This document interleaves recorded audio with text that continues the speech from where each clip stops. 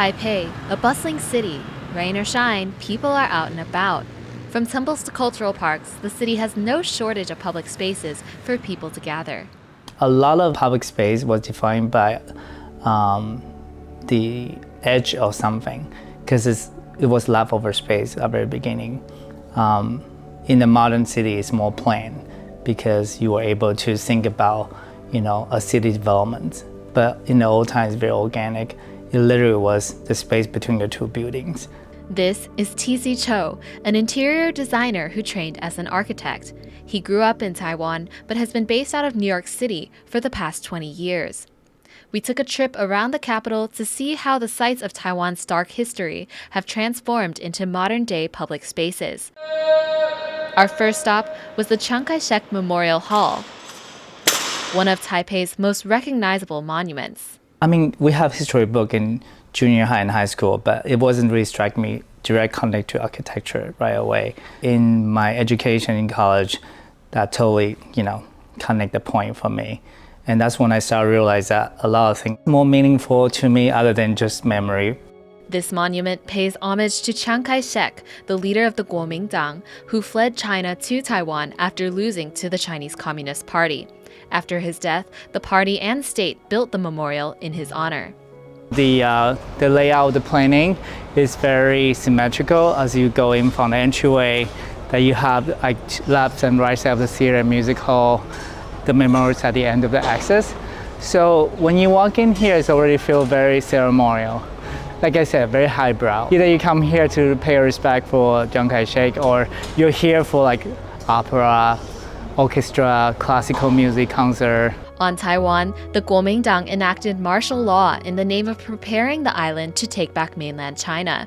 However, this meant suppression of free speech, targeted killings, and the arrest of political dissidents. But the memorial also became a site of protest against the man it honors. In 1990, students protested at what is now named the Freedom Square.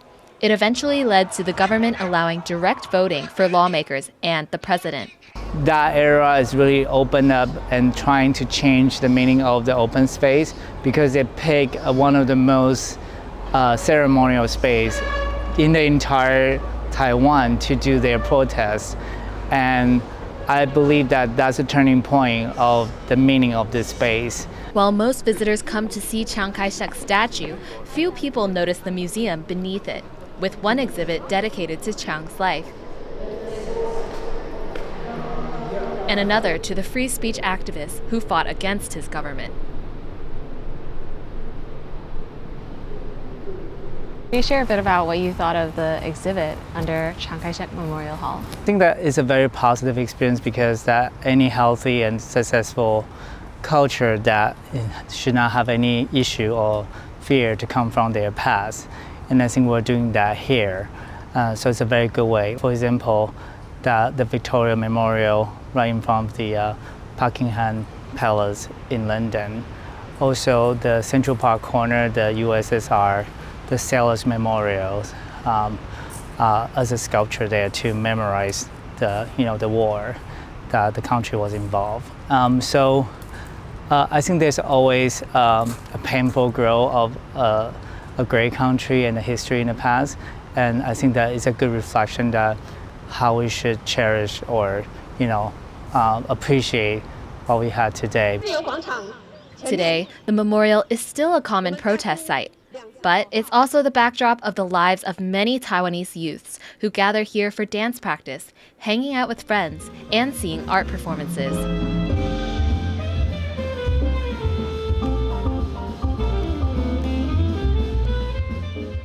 Across the Xindian River from the Memorial Hall stands Taiwan's Jing-Mei White Terror Memorial Park.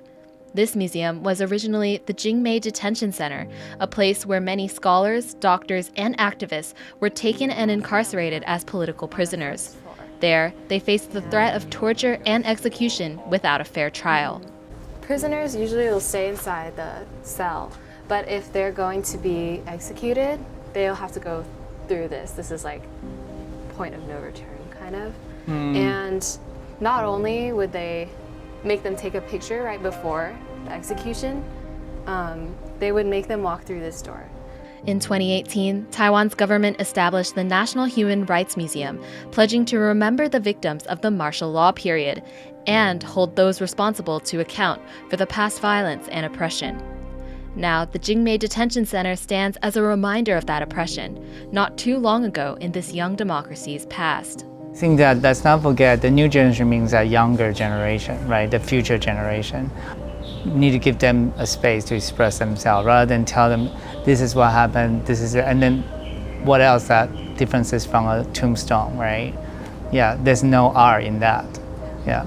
I really liked what you said earlier at the Chiang Kai-shek Memorial about how all of this happened and now here we are.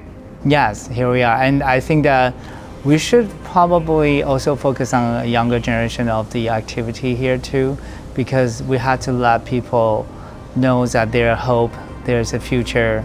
Like, you know, if you can introduce something like for the younger people, not just for people come here to just remembering the past, to integrate those, then a new things could happen. But even these spaces will not exist in their current state forever.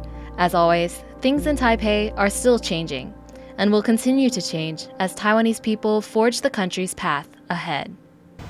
So Taiwan society today is now like a reflection of all the history, all the people that like... That's what I see, because when you go to all the different public space in the world, that you probably will see the layers and layers of their history.